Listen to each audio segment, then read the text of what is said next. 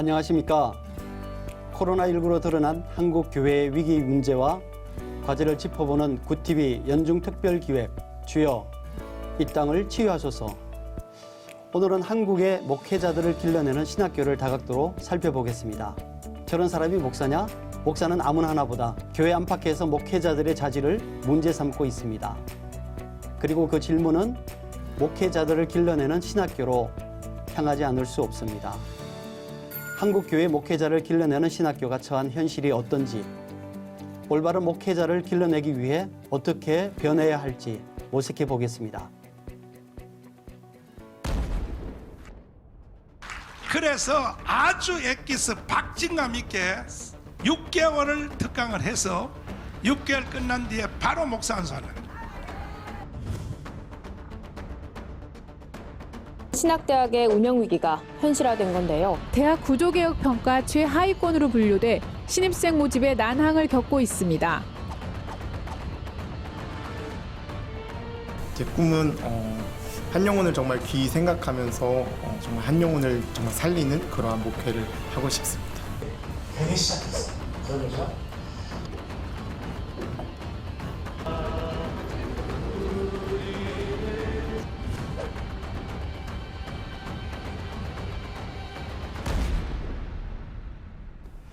네, 오늘 함께 말씀 나누실 분들을 소개해 드리겠습니다. 교회개혁실천연대 공동대표 남오성 목사님 나오셨습니다. 안녕하세요. 네, 반갑습니다.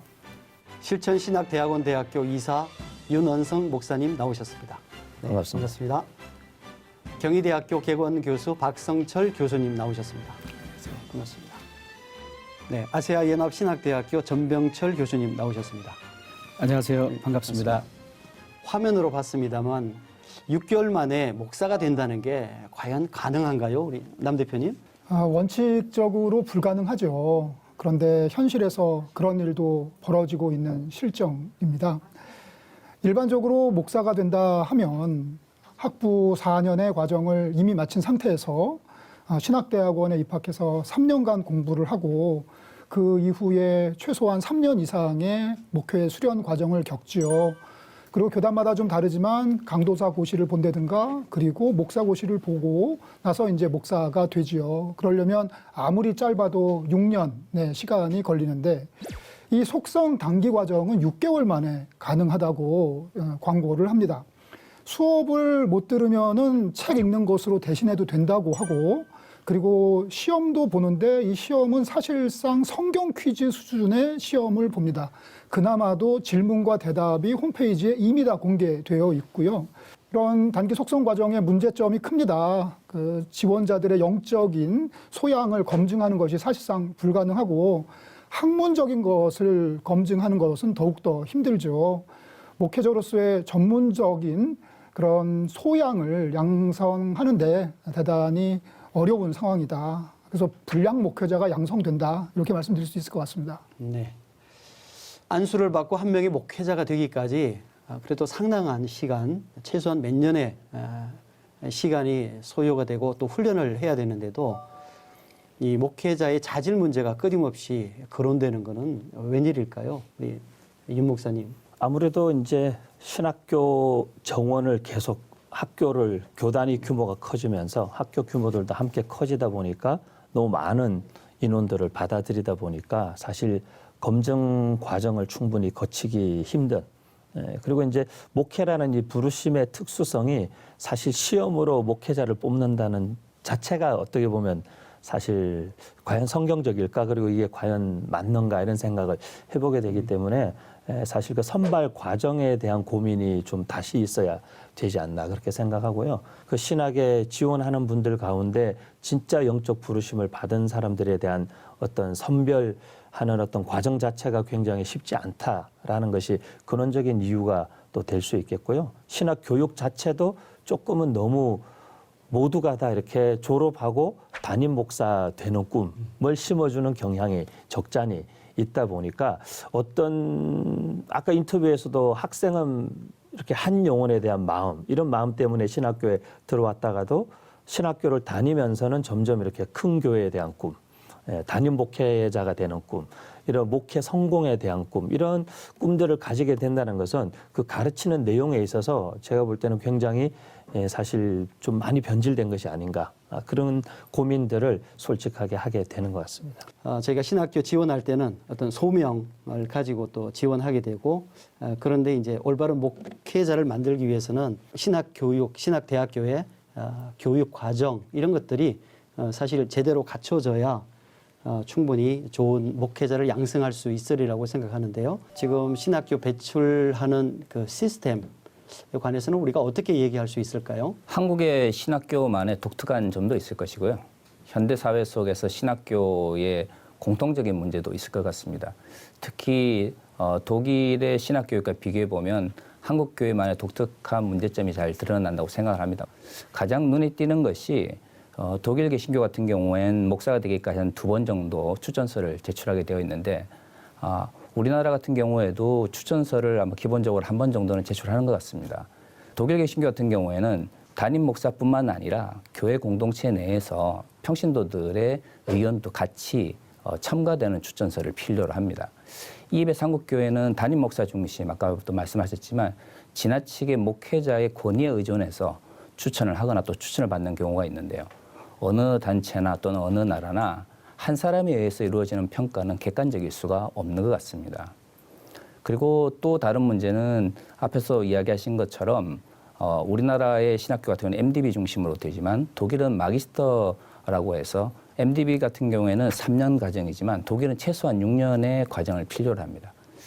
3년 동안 목회와 관련된 지식 그리고 성경과 관련된 지식을 함께 충분히 배운다고 하는 것은 제 개인적인 경험으로는 불가능하다고 생각되어지지만 현실적으로 그렇게 진행이 되고 있습니다.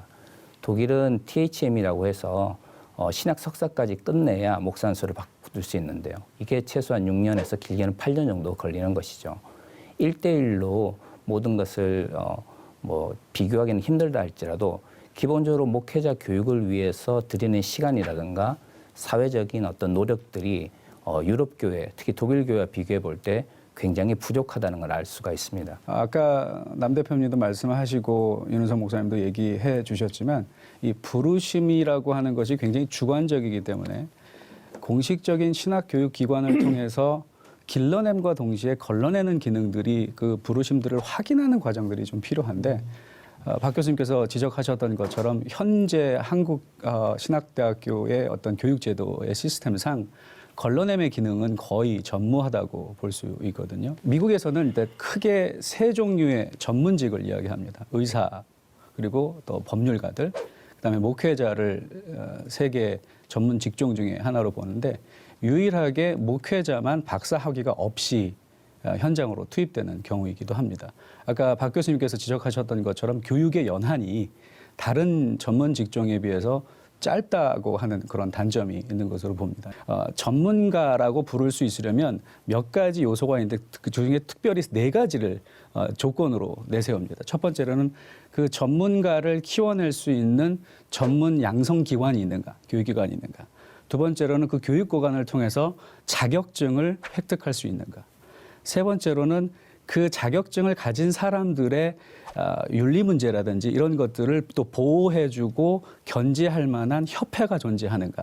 마지막으로는 그 협회를 통해서 목회자들이나 이런 전문직을 계속해서 수행할 수 있도록 재교육할 수 있는 프로그램이 있는가 하는데, 의사나 법률가들은 그 라이센스를 리뉴하기 위해서 3년이면 3년, 5년이면 5년 한 번씩 시험도 봐야 되고 또 재교육도 받아야 되는데, 유일하게 목사만 한 번 안수를 받으면 죽을 때까지 재교육도 안 받아도 되고 어디서도 이렇게 견제를 받지 않거든요. 이게 이제 어떻게 보면 지금 현재 우리 한국 교회가 특별히 가지고 있는 폐단이라고 전 개인적으로 이렇게 생각합니다. 신학교 커리큘럼에 대해서 조금 더 말씀을 드려도 괜찮으면, 이제 저는 유학한 지가 벌써 한 25년 정도 되었는데도 그때 당시 미국 남침례교단의 신학교 커리큘럼이 아직 우리 한국 신학교에서는 그 정도 수준까지도 못 갔다라는 생각을 많이 하게 되거든요. 예를 들면 미국 남침례교단 같은 경우에는 같은 MDiv 코र्스 안에도 8개 분야가 다 나눠져 있습니다. 그래서 입학하면 자기가 어느 영역으로 갈지를 사실 거의 결정해야 합니다. 1학년 때. 그래서 이제 완전히 신학을 지속적으로 계속 공부해서 신학자가 되는 과정. 그리고 패스토랄 미니스트리 그러면 이제 목회자가 되기 위한 담임 목회자나 교회 목회. 그리고 이제 철치 뮤직, 그리고 상담, 그리고 어떤 이런 여성 사역, 이렇게 분야가 교육 사역 나뉘어져서 그래서 자기의 세부 전공을 나름 MDiv 코스 안에서 결정하고 졸업하면 그 영역으로 일하게 될 것을 미리 준비하는 거죠. 그런 면에서는 한국신학교는 우리가 그냥 통칭 많이들 이야기하듯이 담임 목사과처럼 어떤 전공과 어떤 은사와 부르심을 가졌던 들어오면 똑같은 교육을 받고 그냥 졸업하게 되는 그런 시스템이 사실 우리 신학교육이 가지고 있는 좀 한계성이기 때문에 이 커리큘럼 자체를 고쳐야 하는데 여러 학교 총장님들과도 대화를 해봤는데 신학교 커리큘럼을 바꾸는 게 굉장히 어려운 일이라고 그럽니다. 윤 목사님이 지적했던 것처럼 MDiv 과정 가운데에서도 자기의 전문 영역들을 처음부터 가지고 갈 수 있게 되거든요. 근데 그것이 가능할 수 있었던 이유는 교단 산하신학대학교이기 때문에 교단에서 그 수요와 공급에 대해서 적절하게 필요를 조절할 수 있기 때문에 청년 사역을 할 수 있는 사람은 청년 사역자로 평생 갈 수 있는 시스템이 되지만 또 한국과는 다르게 MDiv를 졸업했다고 해서 바로 목사가 될 수 있는 것도 아닙니다. 저희 교단 같은 경우는 이 목회자를 우리 교회의 목회자로 세우겠다고 교단에다가 안수를 청원을 해야 됩니다.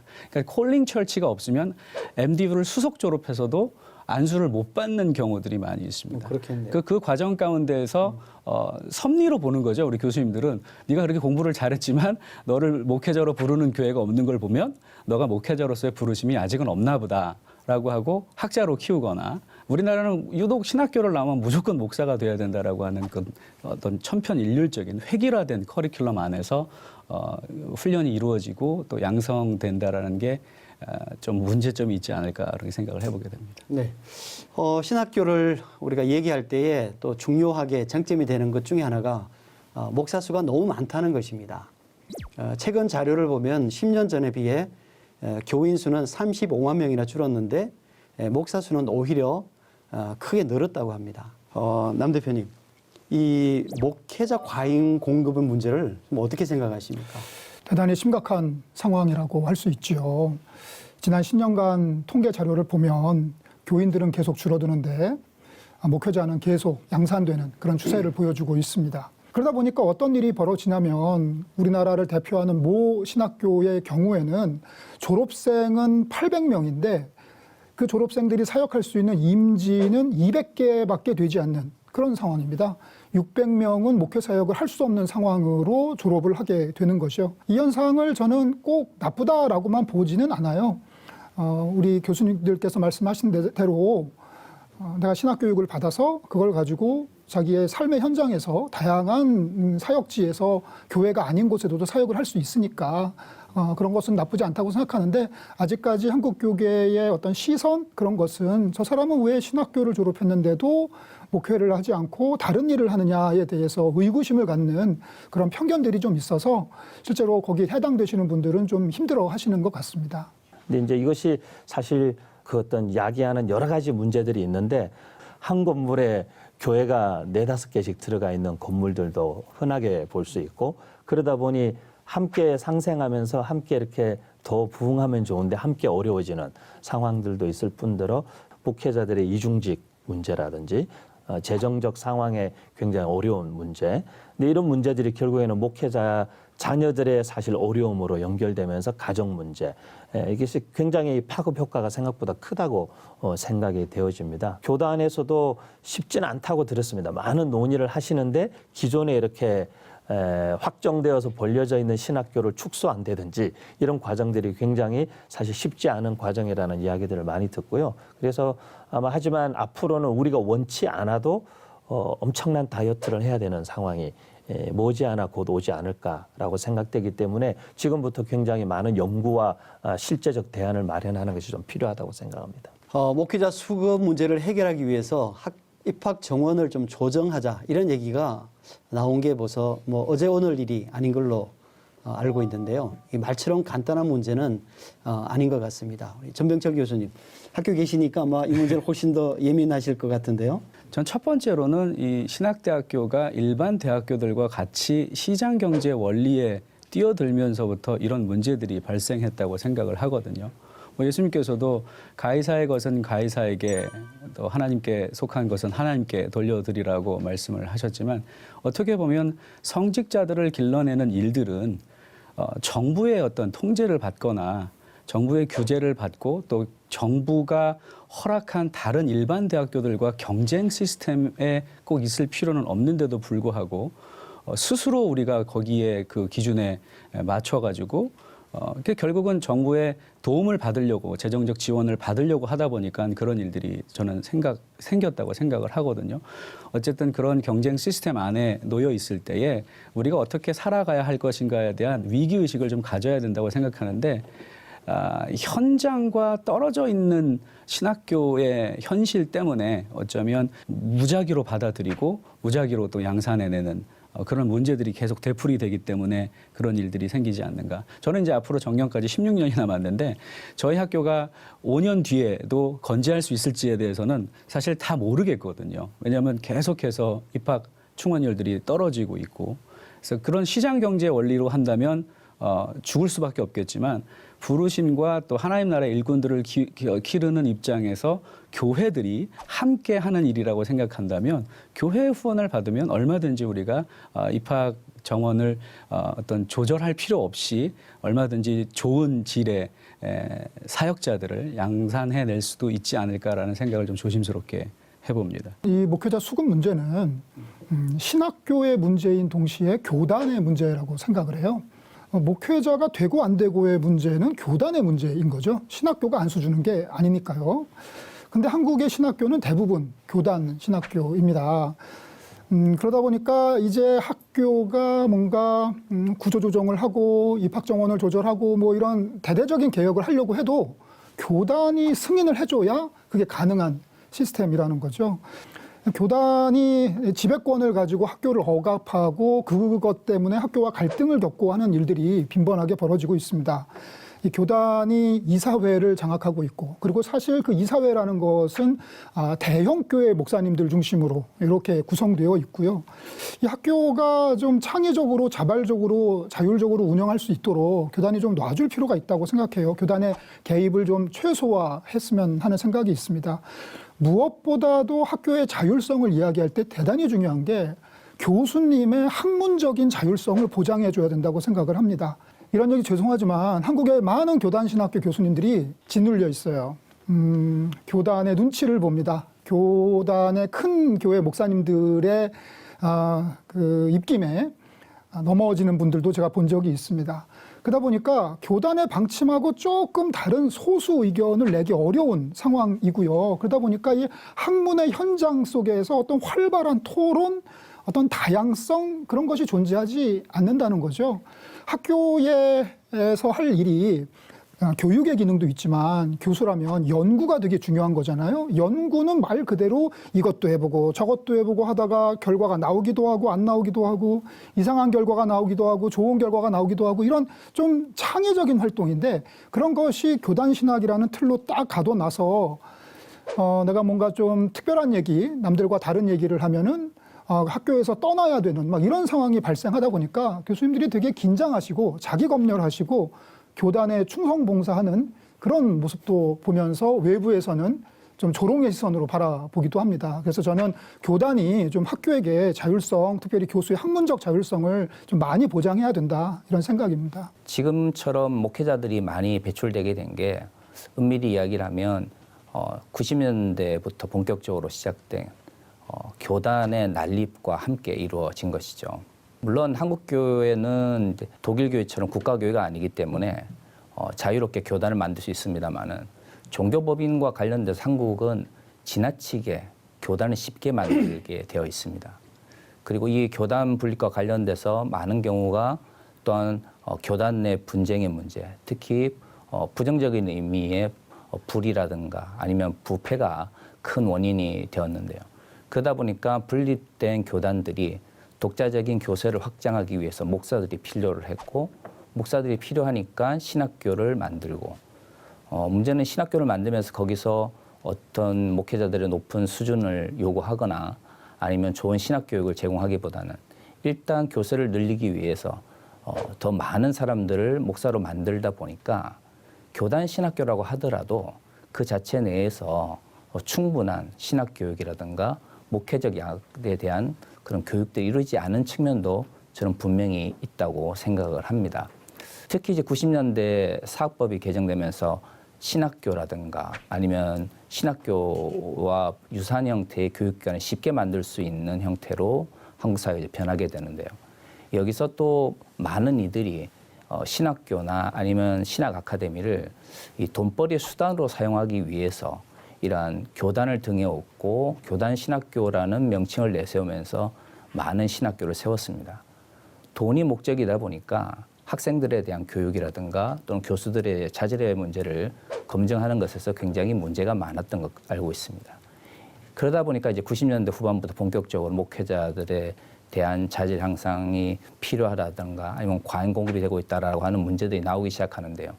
이런 의미에서는 기존의 교단 신학교들도 그 책임으로부터 피할 수는 없을 거라고 저는 개인적으로 생각합니다. 교단 난립이라고 하는데 교단이 많은 것이 반드시 나쁘다고 할 수 있는가라는 반론도 있을 것 같습니다. 교단이 많다고 하는 것이 다양성이라고 하는 측면에서 좋다고 생각하시는 분들도 분명히 있으실 거라고 저도 생각을 합니다. 근데 이것은 이제 전제 조건이 되어야 됩니다. 뭐냐면 그렇게 난립하거나 분립되어진 교단들이 신학적 다양성 또는 학문적 다양성이 확보가 돼야 되는 것이죠. 주요 장로 교단들을 좀 보면 다 다른 신학을 이야기하고 정통을 이야기를 하지만 구구 기독교가 등장했을 때에 거의 비슷한 소리를 내고 있습니다. 그리고 교단이 다르거나 감리교든 장로교든 침례교든 현장에서 교회에 가보면 거의 비슷한 이야기들, 비슷한 형태의 제도들이 작동하는 걸 우리가 알 수가 있습니다. 분명히 신학이 다르고 신앙이 다르다라고 이야기를 하고 그것이 다양성으로 이어진다면 분명히 나타나는 현상도 달라야 될 것입니다. 하지만 구구 기독교가 난립할 때 여기에 대해서 어느 교단도 제대로 여기에 대해서 비판하지 못하는 모습이라든가 아니 오히려 극우화를 함께 닮아가는 모습들을 보면서 과연 한국교회에 있는 300여 개의 교단이나 400여 개의 신학교 내에 신앙적인 다양성이나 신학적 다양성이 확보되어 있다라고 말할 수는 없을 거라고 저는 생각을 합니다. 그래서 교단의 분립이나 혹은 많아지는 것이 긍정적으로 한국 사회에 작용을 하려면 그것과 함께 신앙과 신학의 다양성이 확보되는지가 먼저 우리 스스로에게 물어보는 과정이 필요하다고 생각을 합니다. 코로나19가 저희에게 오면서 또 교회가 여러 가지로 어려운 상황에 처하면서 그동안 교회가 가지고 왔던 문제들 또 교회와 관련해서 신학교라든지 또 다양한 이런 연관 문제들을 우리가 다시 한번 좀 짚어보고 있습니다. 코로나 시대에 세상의 도전을 받는 한국 교회의 성도들이 다시금 복음의 빛을 발하기를 소망하는 굿TV 연중특별기획 주여 이 땅을 치유하소서를 함께하고 계십니다. 신학교를 나오든 대학원을 나오든 자기 스스로가 사명을 갖고 있다고 생각한다면 그 믿음이 중요하다고 생각을 합니다. 때에 맞춰서 그때 주시는 그 응답이나 그런 사인을 통해서 준비를 하고자 합니다. 아무래도 코로나라서 교회가 지금 많이 안 되고 있잖아요. 그렇기 때문에 더욱더 아무래도 있는 사람도 지금 나가게 되고 이런 실정이기 때문에 많이 어려운 것 같습니다. 교회에 공고를 봐도 좀 나이 제한이 있고 해서 저같이 사회생활을 충분히 하고 이제 나중에 신학을 하는 사람들한테는 기회가 조금 적죠. 큰 교회만 생각하지 않고 이제 개척교회에서 이제 전도사로서 이제 섬기는 일 또한 생각하고 있는데 개척교회에서 이제 섬기다 보면은 물질적인 부분을 고려하지 않을 수가 없을 것 같아요. 그래서 이제 다른 일을 또 함께하는 그런 이중직 또한 고려하고 있습니다. 어떤 사람은 돈이 안 되는 이쪽에서 사역을 할 수도 있고 어떤 사람은 처음부터 사역자가 정해져서 페이를 벌어가면서 하는 것도 있고 이러니까 그런 거에 대해서 좀 비교도 되고 구체적으로 하나님 인도하심을 바라기는 하지만 현실적으로 내가 여기 온 거는 하나님의 부르심이 맞나? 어른들이 좀 내려놓으시고 그러니까 물질도 좀 내려놓으시고 건물도 내려놓으시고 직위도 내려놓으시고 젊은 사람들한테 많은 걸 물려주셨으면 좋겠어요. 그게 답이지 않을까요?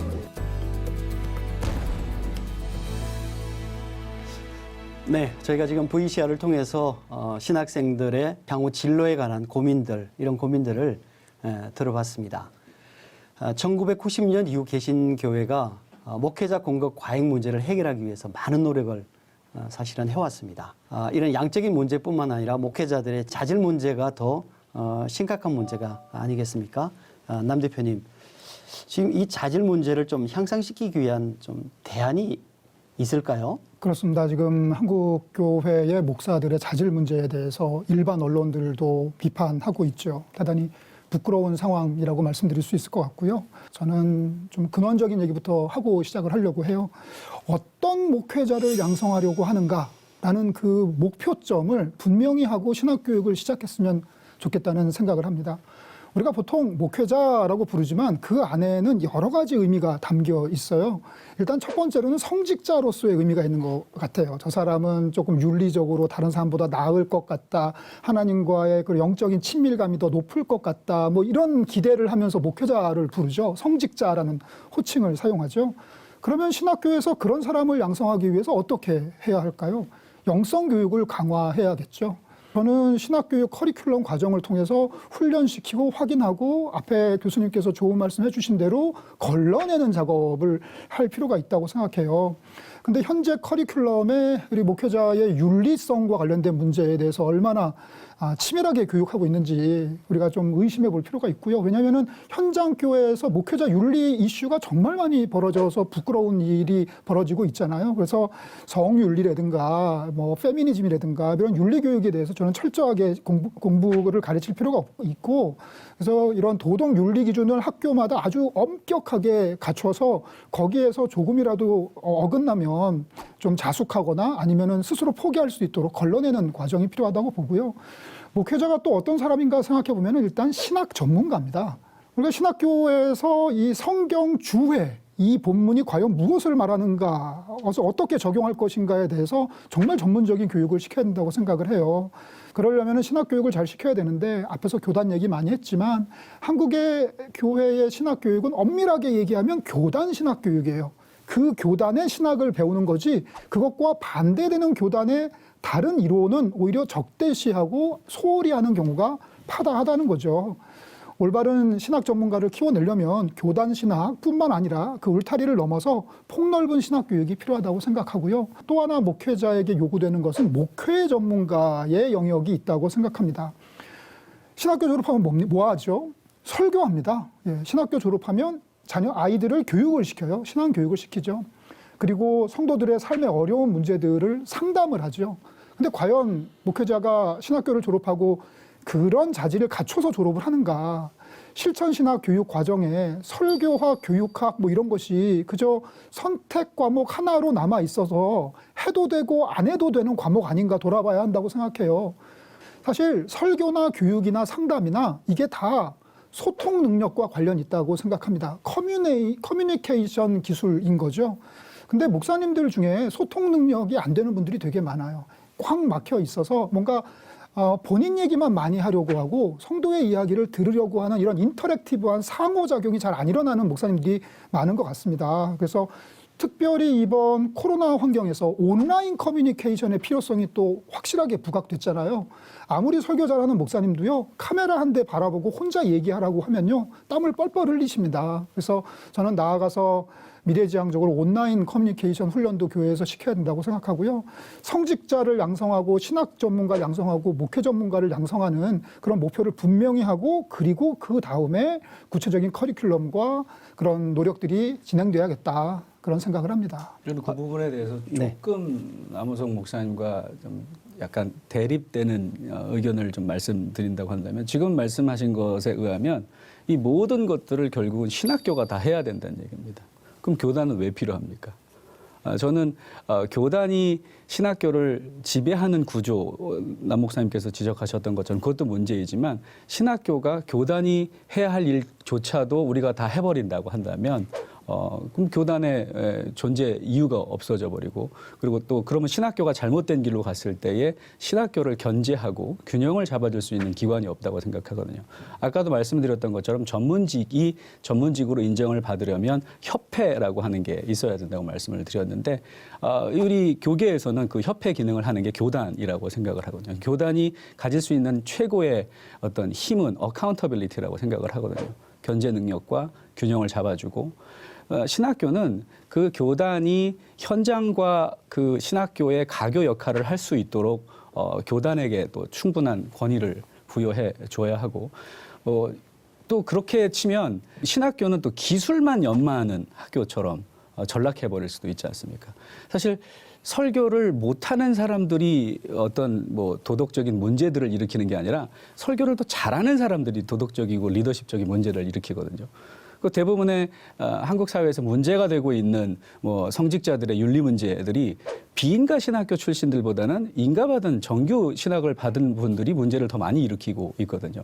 그러니까 이게 비인가인가 인가 받은 것인가의 문제가 아니라 그 기능의 문제라고 생각을 하고요. 그러니까 인문학적인 교육이 회복돼야 된다고 저는 생각을 하거든요. 신학교에서만큼은. 그리고 나중에 뭐 설교를 잘하고 이런 거는 어떻게 보면 마케팅 아닙니까? 그건 이제 교단이나 이런 곳에서 이 사람들의 서바이벌을 위해서 그건 재교육을 통해서 이루어져야 되는 부분이지 신학교가 그 처음부터 A, B, C부터 뭐 Z까지 다 책임을 져야 된다라는 건 좀 너무 과중한 어떤 기대를 신학교에게 하는 건 아닌가 그런 생각을 좀 조심스럽게 해봤습니다. 정 교수님 설명해 주신 것처럼 그 부분에서는 신학 후 목회자들의 자질 문제나 목회자들의 어떤 지속적인 사역에 있어서의 윤리적인 문제나 여러 문제들은 저는 교단의 문제라고 생각하고요. 그건 이제 교단의 수준이라고 생각해요. 결국에는.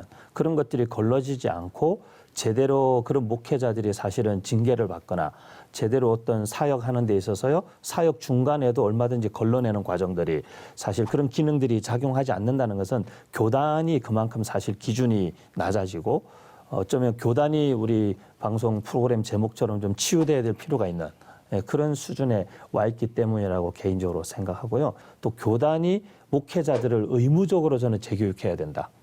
그리고 신학교의 미래와 관련해서도 저는 이 문제가 중요하다고 생각합니다. 어차피 입학 정원은 저희가 신학교가 질이 떨어져서 입학 정원이 줄어드는 것도 있지만 실질적으로 인구가 사실 줄어든 것이 사실이거든요. 그래서 대학 입학 정원보다 대학 입시 응시자들의 숫자가 더 적은 현실을 이미 우리가 맞이하고 있기 때문에 앞으로 갈수록 이 문제는 더 심화될 것이라고 보고요. 그 문제를 저는 오히려 해결하는 새로운 돌파구가 교단이나 초교파 신학교들을 저는 교단들이 잘 활용해서 오히려 기존 목회자들을 의무적으로 재교육하는 기관으로도 저는 충분히 활용하고 하는 것이 앞으로 미래에는 필요한 또 대안이지 않을까라는 생각도 해봅니다. 네, 박승철 교수님은 어떻게 생각하십니까? 교육부에서 진행하는 대학 평가나 대학원 평가를 보면 한국의 거의 모든 신학대학 그리고 신학대학원이 공통적으로 나타나는 문제가 하나 있는데요. 이것은 학생 수에 비해서 교수 수가 절대적으로 부족하다는 것이죠. 많은 학생들을 한두 명의 교사나 아니면 교수님들이 담당하는 시스템 속에서는 신학교육 내에서 아무리 좋은 것을 담아내려고 해도 교육의 질 자체가 높아질 수 없다고 생각을 합니다. 왜 신학교가 문제가 있는 학생들을 걸러내지 못하냐라고 이야기할 때에 뭐 대형 교단의 신학대학원 같은 경우에는 뭐 200명, 300명씩 이제 수업을 듣지 않습니까?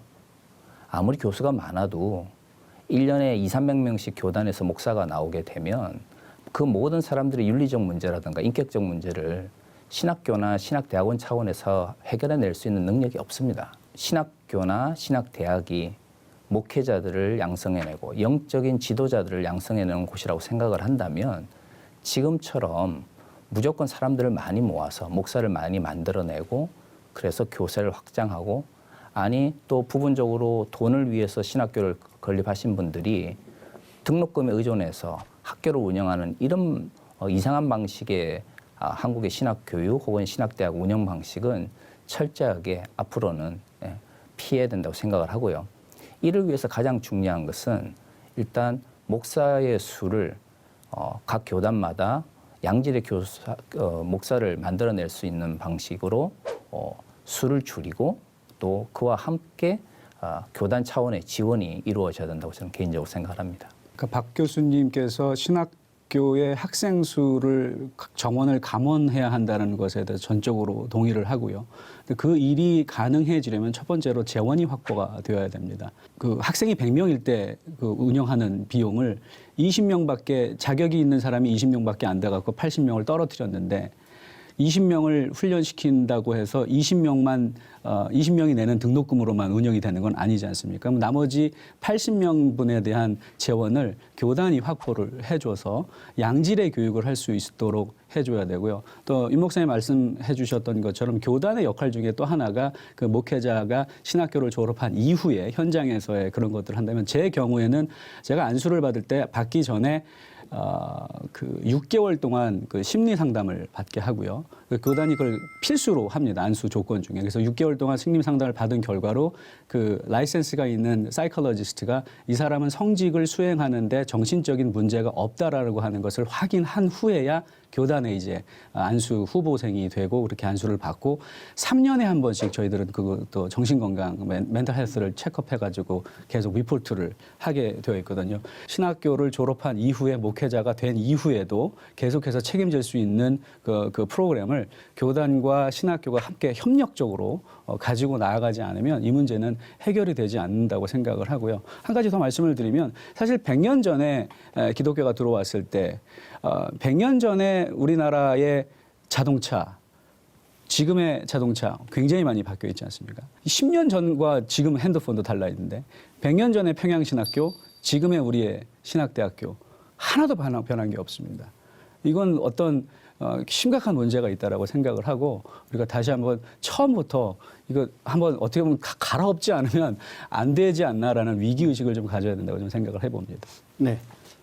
지금 저희가 목회자들의 자질 문제를 얘기하다 보니까 또 너무 과잉 공급해서 사실은 지금 학생 수가 너무 많다. 그래서 양질의 교육을 하기가 참 어렵다. 이런 문제도 대두가 되고요. 또 신학교에서 해결할 수 있는 문제가 또 있는 반면에 또 교단에서 그러니까 학교 졸업한 이후에 목회 과정에서 활동 과정에서 또 해결해야 될 문제도 있다. 이렇게 해서 여러 가지 문제들이 지금 한꺼번에 같이 얘기가 되고 있는 상황입니다.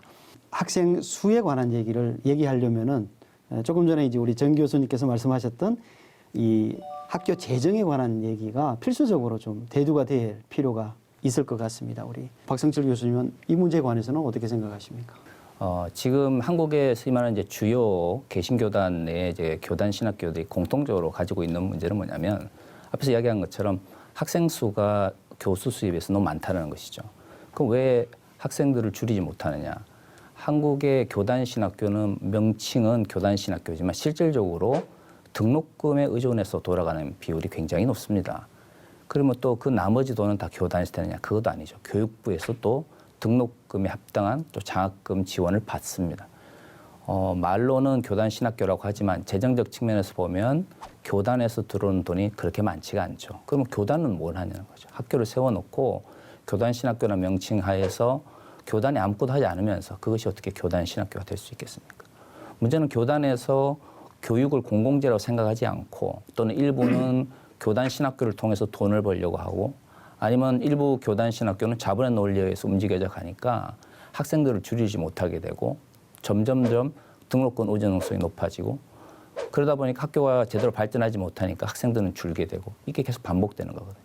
어떻든 정원을 줄이는 것이 가장 현실적인 문제고요. 정원을 줄이기 위해서는 교단이 신학교육을 공공재로 생각하는 인식의 전환이 있어야 되고 지금처럼 교단 내 이권을 서로 나눠 먹거나 아니면 교단 내 정치를 위해서 교단의 돈을 사용하는 이런 교단의 수준을 스스로 낮추는 문제를 교단이 정말 진지하게 반성하고 성찰해야만 이 교단 신학교의 문제가 해결될 수 있다고 생각을 합니다.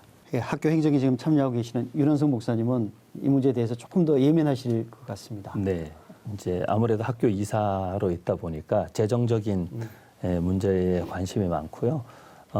실제로 이제 우리 박 교수님은 이제 교단 신학교로 국한해서 말씀을 해주셨기 때문에 저는 이제 초교파 소위 말하는 신학교의 이사로 있으니까 사실 초교파 신학교들이 어렵다면 더 어려운 것은 교단의 지원이 거의 전무하기 때문에 저희 실천신학대학원만 해도 실질적으로 거의 학교 재정의 60%, 70%가 사실은 이사들의 후원으로 이루어지는 구조를 갖고 있죠. 그런 문제들을 이제 이사진들이 누구냐에 따라서 재정적인 부분이 굉장히 크게 좌우되는 어떤 그런 구조를 갖고 있죠. 오히려 저는 다 전폭적으로 이사회에서 지원하고 이럴 바에야 우리가 원하는 학생들을 데려다가 교육하자. 그래서 뭐 지원받지 말고 정말 선발 시스템을 우리가 정말 제자 키우는 심정으로 교수와 이사진과 정말 동문들 가운데 정말 좋은 사람들을 추천받거나 선발해서 우리가 풀 스칼러십 주고 차라리 교육하는 것이 맞다고 생각한다. 그렇다면 저는 과감하게 신학교라는 개념을 목사가 되기 위해서 가는 개념, 여기에서 아까 말씀드린 대로 교단들이 목회자들을 재교육하는, 그리고 목회자들뿐만 아니라 저는 한국교회 전반적으로 사실 아까 우리 박 교수님도 여러 차례 언급하신 그런 극우 성향의 교회라든지 성도들의 무리가 등장하는 이유는 사실 성도들 차원의 신학교육 내지는 교리교육의 부재라고 또 생각하거든요. 그래서 성도들의 사실 어떤 신학적인 소양의 저는 함양을 위해서도 신학교들이 할 수 있는 역할이 많이 있다고 생각해요. 그리고 만약 교수님들이 인원이 제한되어 있어서 이분들의 숫자를 구조조정하는 것이 어려운 문제라면 연세 많으신 교수님들 순으로 교회들이 교수님들을 모셔가는 것이 저는 굉장히 좋은 방법이 될 수 있다고 생각해요. 그래서 교회 안에서 성도들과 심지어 목회자들의 신학적 소양, 교육을 담당할 수 있는 교회 내의 신학자들의 필요성, 이 조금 저는 강조되면 오히려 신학 교수님들이 정년이나 졸업 이후에 사실 학문적으로 평생을 바쳐 연구해온 것들이 그냥 사장되지 않고 성도들과 한국교회에서 지속적으로 사용될 수 있고, 그리고 오히려 그 길로 일찍 또 떠나시는 분들이 계시다면 신학교에는 또 새로운 유입이 필요한 환경들이 계속 조성되면서 함께 변화를 좀 점진적으로 추구해 갈 수 있지 않을까라는 생각을 하게 됩니다. 그래서 신학교 문제를 해결하기 위해서는 단지 신학교만 들여다봐서는 해결되지 않을 것 같고요. 이 신학교를 둘러싸고 있는 어떤 교단의 배경, 그리고 신학교가 아까 우리 정 교수님 언급했던 대로 교육부의 인가를 받아서 교육부의 지원을 받아서 교육부의 간섭을 받으면서 운영되는 시스템이 정말 우리가 생각하는 목회자들을 양성하는 데 있어서 적합한 시스템일까라는 고민까지 함께 병행해서 조금 점진적으로는 좀 장기적인 플랜을 가지고 변화를 추구해 나가야 되지 않을까라는 생각을 합니다. 이미 세속 쪽에서는 이제 뭐 우리와 환경이 좀 다르긴 하지만 미네르바 스쿨이라고 미국에서 이제 혁신학교 모델이 나오지 않았습니까? 미네르바 스쿨은 처음부터 비인가로 시작을 했었습니다. 그러다가 인정을 받으니까 인가를 받게 되고 그랬지만 저희도 오랫동안 그런 얘기들을 했거든요. 신학교의 미네르바 스쿨 같은 그런 새로운 버전이 나오지 않으면 이 생태계를 바꿀 수 있는 기회는 이제 더없이 오지 않을 수도 있겠다라는 그 위기의식을 좀 갖고 있습니다. 지금까지 저희가 그 교단 신학교 측면에서 얘기를 많이 했었는데요. 사실은 신학교의 어떤 발전 이런 걸 위해서 교단 차원의 노력뿐만이 아니라 좀 초교파적으로 해야 될 노력도 있다고 생각을 합니다. 우리 남 대표님은 이 문제에 관해서는 어떻게 생각하십니까? 코로나의 예를 들자면 코로나가 질병인데 그러면 이걸 걸리는 건 나 혼자인데 왜 이 문제를 국가 단위에서 아니 전 지구 단위에서 왜 이 이슈를 가지고 함께 논의하고 걱정하고 할까요? 이거는 개인의 질병이 아니기 때문에 그렇죠. 공동체적인 질병, 전염병이 그렇잖아요. 신학교 문제도 마찬가지라고 생각해요. 목회자 수급 문제랑 관련되어 있고 하니까 이 신학교와 교단들이 교단을 넘어서 머리를 맞대야 된다고 생각합니다. 현재 한국교회 총연합회도 있고 그리고 각 신학교의 대표자분들이 모여서 모임을 하는 것도 있다고 알고 있는데 거기서 이 문제 어떻게 할 것인지에 대해서 고민을 해야 된다고 생각을 해요. 어느 신학교 망했대, 어느 신학교 이번에도 미달이래. 이거 강 건너 불구경하듯이 우리 학교는 그래도 살아남았다. 이렇게 안도하는 게 아니라 이건 마치 쓰나미가 저 동해안을 넘어서 지금 경기도 동부를 지나서 수도권을 밀어닥치고 있는데 아직 우리한테까지 안 왔다고 해가지고 수수방관하고 있는 대단히 어리석은 상황이라고 생각을 하고요. 그래서 오히려 이게 기회가 돼서 이런 스스로 자기 살을 깎아내는 이런 자구책을 헌신적으로 희생적으로 펼침으로써 사회에 그리고 일반 대학의 학과들한테 경종을 울릴 수 있는 그런 모범 사례를 교회가 먼저 선도적으로 만들었으면 좋겠어요. 제가 이제 제일 중요하게 생각하는 것은 지금 한국 교회와 그다음에 한국의 이제 주요 신학대학들 혹은 신학교가 공통적으로 시민사회 영역으로서 받고 있는 비판이 한국 교회 혹은 신학대학 혹은 신학교의 개토화인 것 같습니다.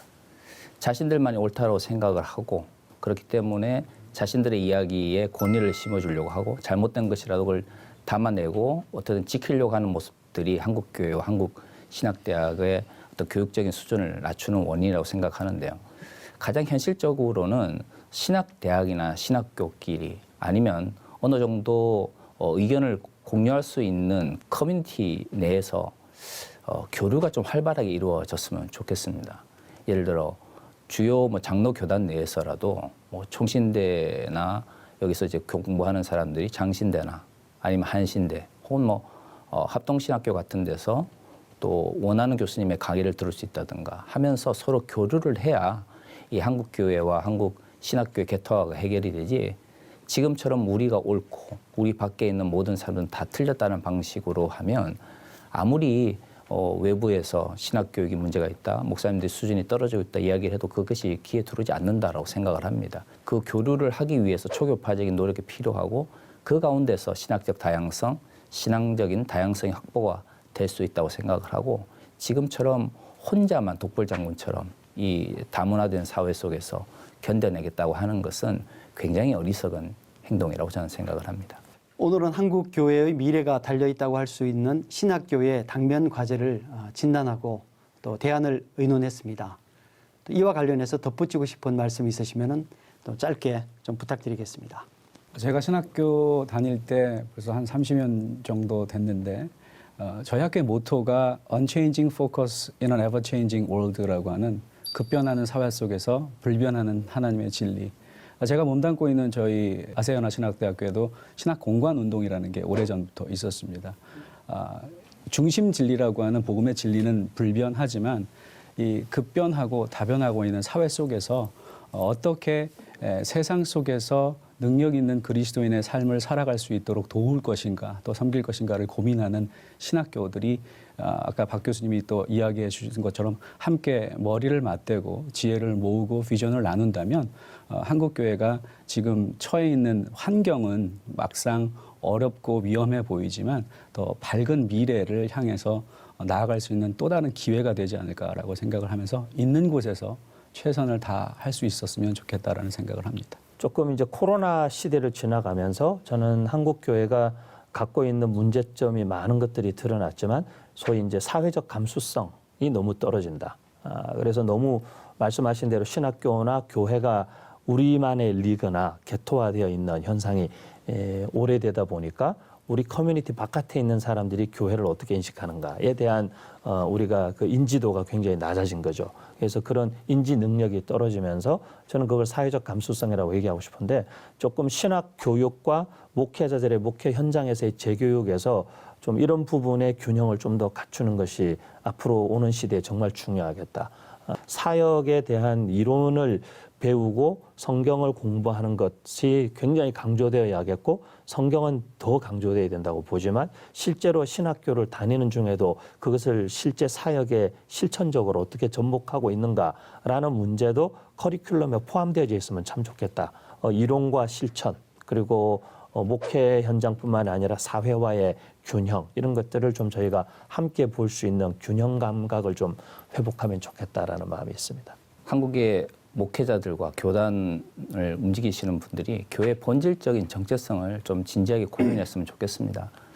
어떤 교회는 복음을 전파하기 위해서 존재합니다. 그것이 개인적 복음이든 사회적 복음이든 복음의 전파가 가장 우선적인데요. 복음은 교회 내에서 혹은 교회 공동체 내에서 전하기 위해서 존재하는 것이 아니라 교회 밖을 향하기 위해서 존재하는 것입니다. 한국 교회는 교회 안에서 복음을 전하기 위해서 자꾸 복음을 이야기하기 때문에 문제가 생기는 것이죠. 사회가 계속 변하고 그 변화하는 사회 속에서 복음을 전하기 위해서는 교회도 사회가 어떻게 변화하고 있고 그들이 우리를 어떻게 바라보고 있는지에 대한 문제가 가장 본질적이라고 생각을 합니다. 이것은 생존의 문제가 아니라 교회 정체성, 즉 복음 전파를 위해서 개인이든 사회든 그들의 변화에 관심을 가지는 것이야말로 진정 21세기 한국 교회가 교회 정체성을 유지하면서도 그들의 사명을 잘 감당할 수 있는 길이라고 저는 개인적으로 생각을 합니다. 지금 우리가 변화를 이야기하고 있잖아요. 뭔가 달라져야 된다고 얘기하고 있잖아요. 그러면은 과거에 우리가 행한 것들에 대해서 아주 철저하게 직시하는 것이 일단 필요하고, 그리고 무엇이 잘못되는지 확인하고 이제 새롭게 나아가야 되는데 앞이 깜깜하잖아요. 이런 경우에 우리가 의지할 것은 우리 모두 신앙인이기 때문에 하나님의 은혜와 능력밖에 없다고 생각합니다. 그동안 물론 신학교의 문제, 목회자의 문제, 교단의 문제가 어떤 외적 상황의 변화 때문에 우리가 어쩔 수 없이 당하는 것인 부분도 있지만 우리가 잘못한 부분도 있거든요. 어쩌다 우리가 이 지경이 됐는가를 통렬하게 자기 반성하면서 우리로 인하여 고통받는 이 사회에 힘든 분들이 있으면 그분께 회개하고 또 하나님께 회개해서 통렬하게 자기 비판하면서 새로 출발할 수 있는 에너지를 하나님으로부터 좀 받았으면 하는 그런 생각이 있습니다. 할 수만 있다면 목사 되는 일을 피해 보십시오. 설교가로 유명한 영국의 스펄전 목사가 목사 후보생들에게 한 말이라고 합니다. 그 길의 엄중함은 그때나 지금이나 다르지 않을 것입니다. 어쩌면은 지금 한국 교회가 처해 있는 위중한 상황 가운데서 목사직의 무게는 더 무거울 수 있을지도 모르겠습니다. 개인의 소명에 전적으로 맡겨놓은 지금의 목회자 양성의 패러다임을 바꾸지 않으면 교회 회생은 더욱 요원해 보입니다. 코로나19가 드러낸 교회 위기와 당면 과제를 짚어보는 포스트 코로나 연중 특별기획 주여 이 땅을 치유하소서. 오늘 준비한 순서는 여기까지입니다. 다음 시간에는 한국 교회가 열심히 하고 있는 또 오랫동안 공들이고 있는 성경 공부 과연 잘하고 있는지 점검해 보는 시간을 갖겠습니다. 안녕히 계십시오. 네, 수고하셨습니다. 수고하셨습니다.